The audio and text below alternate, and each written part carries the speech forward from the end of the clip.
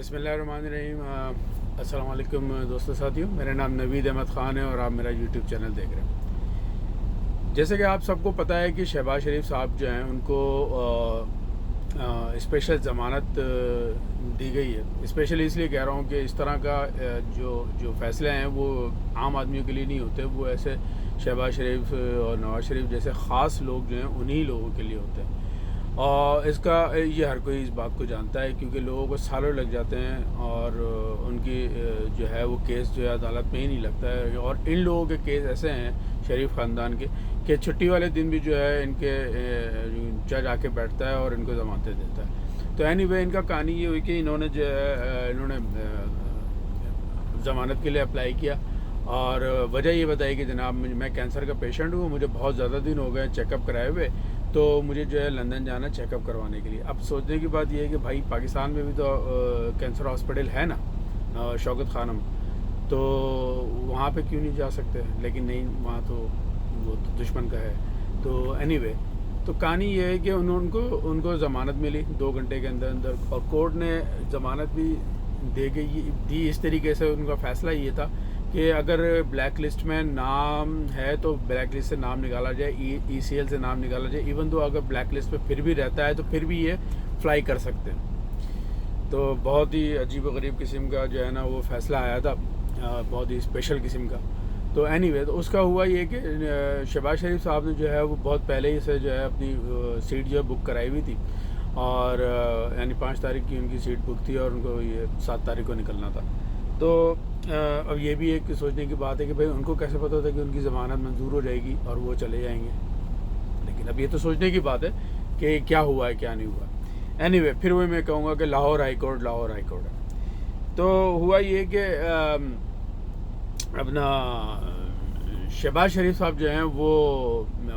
بڑی عجلت میں جو ہے وہ نہا دھو کے پینٹ کوٹ پہن کے ٹائی شے لگا کے جو ہے وہ ایئرپورٹ چلے گئے، اور ان کی فلائٹ کچھ اس طریقے سے تھی کہ یہاں لاہور سے جو ہے انہوں نے فلائی کرنا تھا دوحہ قطر، اور پھر دوحہ قطر سے جو ہے انہوں نے فلائی کرنا تھا لندن کے لیے۔ تو شاباش ہے، میں تو کہوں گا سلوٹ ہے اس سب انسپیکٹر کو ایف آئی اے کے کہ جس نے جو ہے وہ ان کو نہیں جانے دیا، ورنہ تو آپ کو پتہ ہے کہ اتنے تگڑے لوگ ہیں یہ، اور نہ صرف تگڑے لوگ ہیں بلکہ بے انتہا بدماش قسم کے لوگ ہیں، لوگوں کو مروا دیتے ہیں۔ ایان علی کا کیس آپ کو پتہ ہی ہوگا، اور ٹھیک ہے وہ پیپلز پارٹی والا تھا لیکن یہ بھی وہی چیز ہے، سیم چیز ہے۔ اینی وے تو سب انسپیکٹر صاحب نے جو ہے ان کو روکا اور ان کو جو ہے منع کیا۔ اچھا ایک چیز اور جو سامنے آئی ہے وہ یہ آئی ہے کہ شہباز شریف کے ایئرپورٹ پہ آنے سے 3 گھنٹے پہلے جو ہے شہباز شریف کے 2 بندے ہیں، ان کا نام مجھے ابھی اس وقت یاد نہیں آ رہا ہے۔ تو اینی وے وہ اس ٹائپ کے بندے ہیں کہ جب شہباز شریف صاحب کہیں پر بھی جاتے ہیں، ابھی بھی کیونکہ پروٹوکول ان کی عادت بنی ہوئی ہے تو اس لیے انہوں نے اس طرح کے لوگ رکھے ہوئے ہیں، تو شہباز شریف کہیں بھی جاتے ہیں تو وہ ہٹو بچوں کے جو ہے نا آوازیں لگاتے ہوئے لوگوں کو جو ہے نا وہ ہٹاتے ہیں اور ان کے لیے راستہ بناتے ہیں۔ اس طرح کے وہ 2 بندے ہیں۔ تو وہ آئے ایئرپورٹ پہ، اور ایئرپورٹ پہ آگے انہوں نے جب ایف آئی اے والوں کو جو ہے وہ سے بات کی تو انہوں نے ایف آئی اے والوں نے ان کو منع کر دیا کہ ان کا نام جو ہے وہ اپنا ای سی ایل سے تو نکل گیا لیکن بلیک لسٹ میں ہے۔ اچھا کچھ لوگ کہہ رہے ہیں ایک بلیک لسٹ میں، کچھ لوگ کہہ رہے ہیں کہ ایک اور بلیک لسٹ جیسی ایک اور لسٹ تھی تو اس میں ہے، تو بلیک لسٹ سے اگر نکل بھی گیا تو دوسری والی لسٹ میں تھا۔ بہرحال تو وہ شہباز شریف صاحب کو ہم فلائی نہیں کرنے دے سکتے، تو اس لیے جو ہے ان سے آپ ایئرپورٹ پہ آنے کا مت بولیے گا، تو وہ وہیں پر ہی رہیں، وہ فلائی نہیں کر سکتے۔ تو اب انہوں نے جو ہے ان دونوں بندوں نے تقریباً 3 گھنٹے پہلے جو ہے وہ شہباز شریف صاحب کو جو ہے اطلاع دے دی تھی، لیکن ہوا یہ کہ فوراً ہی جو ہے وہ ان کے جو ذاتی ملازم ہیں جیسے مریم اورنگزیب ہے اور وہ عطا تارڑ صاحب ہیں، جو تو ذاتی ملازم ہیں، وہ ان کا پارٹی سے کوئی لینا دینا نہیں ہے، ان کو صرف یہ ہے کہ اس بات کا رہتا ہے کہ ہم کسی بھی طریقے سے جو ہے وہ شریف خاندان کی خوشنودی حاصل کریں تاکہ ہم جو ہیں اوپر سے اوپر آ سکیں۔ یہی ان کا ایک مقصد ہے، ورنہ ان کا اور کوئی ویژن نہیں ہے، بلکہ میں تو کہتا ہوں ان سب کا ہی یہ ویژن ہے۔ تو ذاتی غلام بنے ہوئے پیپلز پارٹی میں بھی یہی ہے اور نواز شریف کی پارٹی میں بھی یہی ہے۔ تو اینی وے وہ اورنگزیب صاحبہ آئیں، انہوں نے جو ہے بڑا جو ہے وہ ایف آئی ایم والوں کو برا بھلا بھی کہا، سخت بھی کہا، دھمکیاں بھی دیں، کہ ہم آپ کو بھی دیکھ لیں گے اور حکومت کو بھی دیکھ لیں گے. اس طریقے کے انہوں نے الفاظ ادا کیے جو کہ انتہائی نازیبا الفاظ تھے, لیکن وہ کیا کرتے کیا نہ کرتے, ان کے پاس اور کوئی چارہ نہیں تھا. انہوں نے دھمکیاں ہی دینی تھی, اس سے زیادہ اور کچھ کر نہیں سکتے تھے. لیکن اچھا, اب ایف آئی اے والوں نے منع کیا کہ شہباز شریف صاحب کو جو ہے آپ مت بلائیں ایئرپورٹ پہ, کیونکہ وہ پہلے ہی بیمار ہیں. اگر تو ایس او پی کی وجہ سے جو ہے ان کو ایئرپورٹ پہ نہ بلائیں, اچھی بات نہیں ہے. اور ویسے بھی وہ جا ہی نہیں سکتے, تو یہاں پہ آگے کریں گے کیا. لیکن اس کے باوجود جو ہے ان کو ایئرپورٹ پہ ان لوگوں نے بلا لیا, ان کے جو چمچے تھے. اور کیا کہتے ہیں, اب جو شہباز شریف صاحب تھے وہ بھی جو ہے انہوں نے بھی بہت زیادہ کوششیں کی ہیں, بہت زیادہ ضد بحث کی کہ بھئی میرا جو ہے کورٹ سے جو ہے وہ آرڈر ہے, اور ای سی ایل سے نام میرا نکالا گیا اور بلیک لسٹ سے نکالا گیا, تو میں تو فلائی کر سکتا ہوں. لیکن ایف آئی اے والے جو انسپیکٹر صاحب ہیں انہوں نے اسٹینڈ لیا اور انہوں نے کہا کہ نہیں, ایسا نہیں ہو سکتا. اس کی وجہ یہ ہے کہ آج ہے چھٹی کا دن. اچھا, مزے کی بات آپ یہ دیکھیں کہ شہباز شریف صاحب جو ہیں وہ اتنے کانفیڈنٹ تھے کہ انہوں نے یہ تک نہیں سوچا کہ چھٹی والا دن ہے, اور چھٹی والے, اور اس کا ایک باقاعدہ ایک پروسیس ہوتا ہے. یہ نہیں ہوتا کہ سیدھا کورٹ سے آرڈر لے کر آئے اور جو پیپر کورٹ دیتی ہے وہ لے کر آئے اور آپ کا کام ہو گیا. نہیں, ایسے نہیں ہوتا. اس کا طریقہ ہوتا ہے. طریقہ یہ ہوتا ہے کہ جیسے کورٹ نے کہا کہ آپ بلیک لسٹ سے آپ کا نام نکال دیا جائے, تو بیسیکلی یہ آرڈر دیا گیا ہے متعلقہ ڈپارٹمنٹ کو. اچھا, متعلقہ ڈپارٹمنٹ کون ہے؟ وہ ہے ministry of interior. Ministry of interior میں جو ہے یہ چیز جاتی ہے, اور پھر منسٹری آف انٹیریئر سے جو ہے وہ جو منسٹر ہوتے ہیں وہ اس چیز کو اپروو کرتے ہیں, اور پھر وہ ایف آئی اے کو آرڈر کرتے ہیں, اور تب کہیں جا کے اس سسٹم میں سے جو ہے ان کا نام نکلتا ہے. یہ ایک طریقہ ہوتا ہے. تو شہباز شریف صاحب یہ باتیں بھول گئے ہوں گے, کافی دن بھی ہو گئے نا, تقریباً 2.5 سال ہو گئے بیچارے کو حکومت سے الگ ہوئے ہوئے, تو بھول گئے ہوگی. تو ان کو بھی نہیں پتا, یا پتا ہوگا, آئی ڈونٹ نو. بہرحال انہوں نے اس سارے معاملے کو پولیٹیسائز کیا, اور اس کو جو ہے نا اب وہ یہ کہہ رہے ہیں کہ جناب ہم گورنمنٹ نے جو ہے وہ ناجائز کر رہی ہے ہمارے ساتھ, اور ہم جو ہے اس کے خلاف جو ہے وہ کورٹ میں جائیں گے, اور یہ توہین عدالت ہے, کنٹمپٹ آف کورٹ کا جو ہے گورنمنٹ کے اوپر جو ہے وہ مقدمہ ہونا چاہیے, وغیرہ وغیرہ. اس طرح کی کہانی ہے. تو اب بات یہ ہے کہ اس دوسری طرف گورنمنٹ بھی یہ کہہ رہی ہے کہ ہم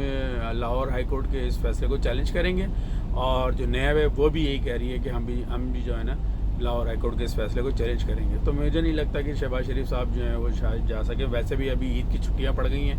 اور عید کی چھٹیوں میں تو کوئی بھی نہیں آتا. زیادہ سے زیادہ ان کے جو ہے لاہور ہائی کورٹ کے جج آ سکتے ہیں, لیکن جو گورنمنٹ کے ڈپارٹمنٹ ہے جو کہ عمران خان صاحب کے ہاتھ کے نیچے ہیں, تو ان میں سے تو کوئی ان کے لیے نہیں آئے گا. ٹھیک ہے. اچھا, تو ایک اور چیز جو اچھی خبر ہے وہ یہ ہے کہ الیکٹرانک مشین جو ہے نا وہ متعارف کرائی گئی ہے. یعنی الیکٹورل ریفارمز جسے ہم بولتے ہیں وہ لائی گئی ہیں. بیسیکلی ہوتا یہ ہے کہ اگر آپ کو کوئی بھی قانون بدلنا ہے یا لے کر آنا ہے, تو اس کے لیے آپ کو پارلیمنٹ میں جو ہے یا تو آپ کی سادہ اکثریت ہو, اور تاکہ آپ کو کسی اور کی ضرورت ہی نہ ہو, اور آپ جو ہے اپنا قانون خود ہی بنا لیں. اور اگر نہیں تو پھر آپ کو اپوزیشن والوں کو بھی ملا کے اور پھر جو ہے قانون سازی کرنی پڑتی ہے. لیکن یہاں پہ اپوزیشن جو ہے پیپلز پارٹی اور نون لیگ, یہ دونوں ہی بھاگ گئے اس کام سے, کیونکہ ان کو پتہ ہے کہ یہ چیز اگر ہم کریں گے تو یہ جو الیکشن میں جو دھاندلیاں ہم کرتے ہیں وہ پھر نہیں ہو سکے گی ممکن. تو انہوں نے جو ہے وہ اس چیز کی مخالفت کی ہے بہت زیادہ. لیکن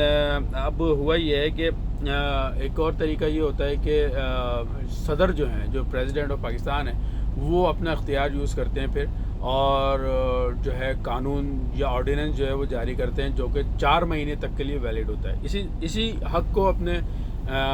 استعمال کرتے ہوئے صدر عارف علوی صاحب جو ہیں, انہوں نے آرڈیننس جاری کیا ہے کہ الیکٹرانک مشینز جو ہیں وہ لائی جائیں. ٹھیک ہے, اور الیکٹرانک مشین آئیں گی, اور الیکشن کمیشن کو جو ہے اس کا پابند بھی کیا گیا ہے کہ آپ جو ہیں وہ اس کو استعمال کرنے کے پابند ہیں. اچھا, کہانی کیا ہے کہ کیونکہ جیسے میں نے بتایا کہ یہ بل جو ہے آتا ہے, اور پھر اس کے بعد میں پارلیمنٹ میں جاتا ہے, پھر پارلیمنٹ سے جو ہے نا پارلیمان سے جو ہے وہ اپروو ہوتا ہے, اور پھر یہ آرڈیننس جو ہے اس کے اوپر عمل درآمد ہوتا ہے, وہ چینج ہوتا ہے. لیکن اگر ایسا نہ ہو تو صدر جو ہیں پریزیڈنٹ آف پاکستان جو ہیں وہ پھر اپنے حق کا استعمال کرتے ہیں, اور اپنا رائٹ استعمال کرتے ہیں اور پھر جو ہے وہ ایک آرڈر جاری کرتے ہیں، جو آرڈیننس جاری کرتے ہیں جو کہ 4 مہینے تک کے لیے ویلڈ ہوتا ہے۔ 4 مہینے بعد جو ہے دوبارہ آپ کو جو ہے وہ پارلیمنٹ سے رجوع کرنا پڑتا ہے، یعنی حکومت کو دوبارہ پارلیمنٹ سے رجوع کرنا پڑتا ہے، اور اگر اس وقت بھی جو ہے وہ اپوزیشن کے ساتھ میں مل کے جو ہے وہ اگر نہیں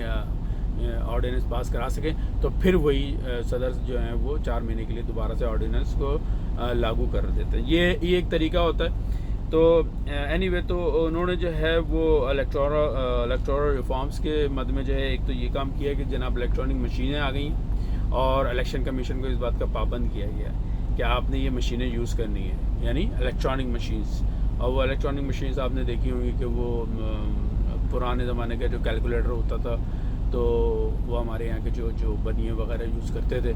تو وہ آگے رول لگا ہوا ہوتا تھا، اور ادھر آپ کیلکولیٹ کر رہے ہیں وہ آگے سے رول پورا نکل رہا ہے۔ اس طرح کی جو ہے نا مشین اس طرح کی شیپ کی ہوتی ہے، وہ چیز نہیں ہوتی، ظاہر سی بات ہے۔